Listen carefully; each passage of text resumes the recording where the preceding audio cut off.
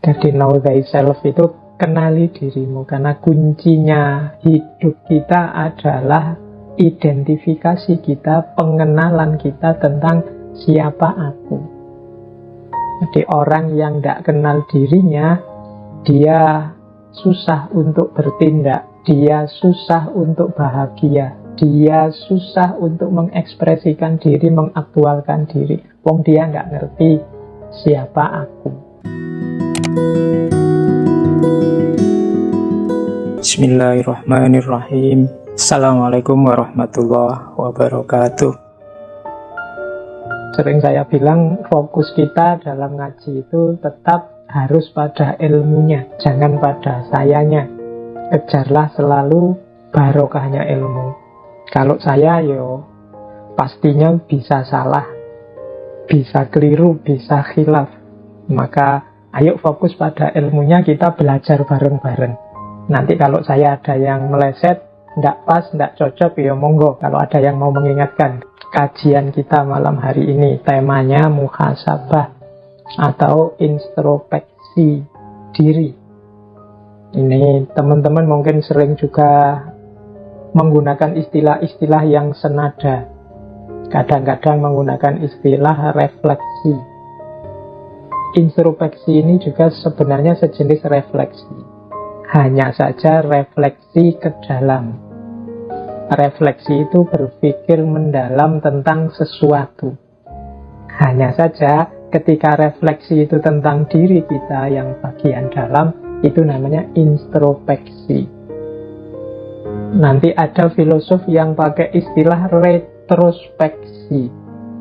Kalau retrospeksi itu fokusnya ke masa lalu.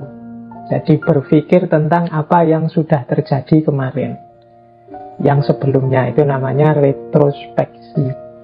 Jadi kalau ke dalam namanya introspeksi tentang diri kita sendiri. Kalau tentang yang sudah terjadi namanya retrospeksi. Kadang-kadang juga pakai istilah kontemplasi. Kalau kontemplasi ini pemahamannya adalah berpikir mendalam dan utuh, luas, lengkap, semua dimensinya dijelajahi. Ini biasanya orang menyebutnya kontemplasi. Baik, itu untuk istilah-istilah ya, biar kita kritis dalam menggunakannya. Kalau refleksi biasanya fokus pada satu objek, kalau objek itu ke dalam namanya introspeksi. Baik, kita lanjutkan. Saya awali dari sebuah jargon yang populer sekali di dunia filsafat, yaitu know thyself atau gnosis auton. Itu tulisan Yunaninya seperti itu. Artinya kenalilah dirimu. Teman-teman yang fokus ke Islamic Studies mesti ngerti man arofa nafsahu faqad arofa rabbahu. Jadi know thyself itu kenali dirimu, karena kuncinya hidup kita adalah identifikasi kita, pengenalan kita tentang siapa aku. Jadi orang yang tidak kenal dirinya, dia susah untuk bertindak, dia susah untuk bahagia, dia susah untuk mengekspresikan diri, mengaktualkan diri. Wong dia nggak ngerti siapa aku. Jadi mengapa kita harus muhasabah? Muhasabah itu upaya kita untuk kembali mengenali diri kita. Jangan-jangan kemarin-kemarin, setahun ini kita mengalami banyak sekali masalah yang macam-macam. Jangan-jangan kita kehilangan diri kita. Kalau bahasa filsafat sering disebut kehilangan identitas. Seolah-olah bukan aku yang kemarin-kemarin itu. Kita diserbu corona sejak bulan April. Nah itu kita seperti orang panik, melakukan banyak hal, mempaniki banyak hal. Nah itu mungkin di tengah-tengah sela-sela kegelisahan, kegalauan, kepanikan kita itu ada beberapa bagian yang kita kehilangan jati diri. Seolah-olah kita ini bukan kita yang biasanya. Kita lupa kalau kita itu ya manusia. Yang manusia itu sangat wajar kalau kadang ya sakit, kadang ya sehat. Ada banyak ujian yang macam-macam. Ada banyak cobaan dari Allah yang macam-macam. Kita juga punya Allah dan lain sebagainya. Ini kan sering membuat kita lupa. Maka momen akhir tahun ini semoga bisa jadi bahan kita untuk muhasabah. Yang tahu siapa dirimu ya kalian sendiri. Jadi akan lebih indah kalau muhasabah ini teman-teman melakukannya sendiri. Mungkin besok malam sendirian, nyari momen yang hening, lakukan dengan jernih, nilailah dirimu sendiri. Mungkin kemarin-kemarin kita ini sangat capek, sibuk menilai orang lain. Ayo kita sisihkan waktu barang sebentar untuk menilai diri kita sendiri. Ya meskipun sebenarnya muhasabah ini tidak harus nunggu tahun baru atau nunggu momen apa, anytime, setiap waktu kalau teman-teman memang berkeinginan untuk muhasabah bisa dilakukan.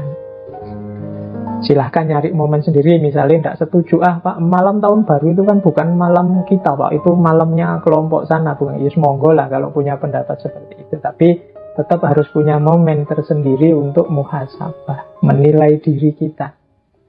Karena kalau kita tidak menghitung diri kita, tidak muhasabahi diri kita, khawatirnya kita ini sebenarnya banyak kelirunya tapi merasa benar terus. Sebenarnya sudah keluar jalur tapi merasa masih on the right track. Nah, jadi inilah pertimbangan saya mengapa sebenarnya dulu sudah bolak-balik saya sampaikan tentang muhasabah. Malam ini saya angkat lagi untuk sekedar mereview beberapa materi kita. Siapa tahu akhir tahun ini ada gunanya untuk teman-teman bermuhasabah.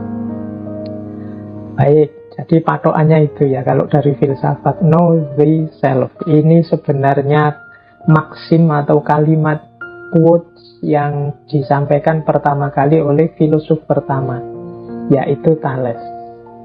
Tapi kata-kata ini juga dipakai oleh Socrates. Kemudian dipakai juga oleh muridnya Plato. Pythagoras juga memakai ini. Heraklitus memakai ini.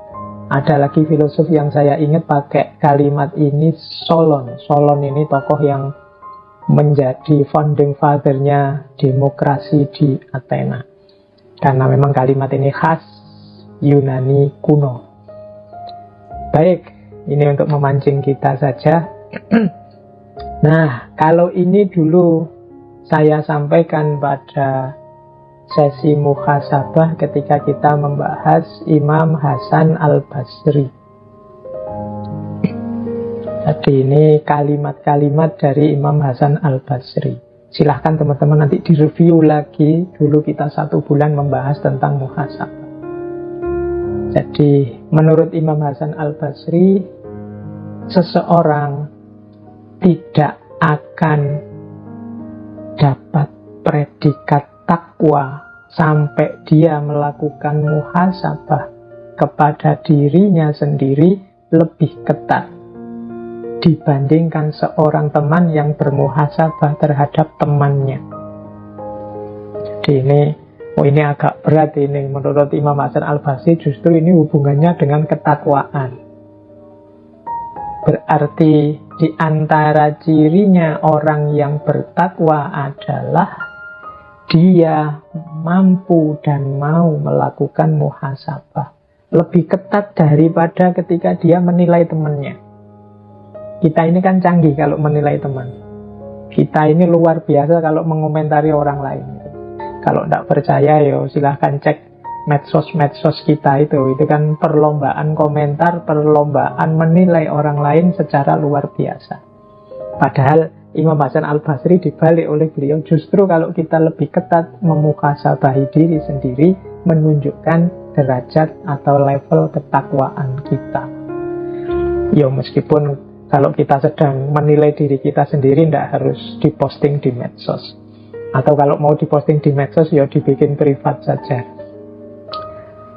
Oke, nah yang kedua, ini saya untuk mengantarkan kita dulu, biar situasi batinnya nyambung dengan muhasabah. Seorang hamba akan berada dalam kebaikan selama dia mampu menasehati dirinya dan selalu menghisap dirinya. Kemudian yang ketiga, di antara tanda-tanda Allah berpaling dari seseorang ialah Allah menjadikan kesibukannya pada perkara-perkara yang tidak bermanfaat baginya. Ini untuk memagari muhasabah tadi ya, bahwa kita ini sering melakukan hal-hal yang tidak penting, hal-hal yang tidak urgent dalam kehidupan kita. Hati-hati, jangan-jangan itu isyarat bahwa Allah mulai menjauh dari kita, Allah mulai berpaling dari kita. Maka perlu kita sering muhasabah untuk ngitung-ngitung, yang saya lakukan ini manfaat apa enggak, penting apa enggak. Baik, ini pengantar dari Imam Hasan Al-Basri tentang pentingnya muhasabah. Semoga teman-teman masih ingat ketika dulu kita banyak membahas tentang para sufi, termasuk yang membahas muhasabah.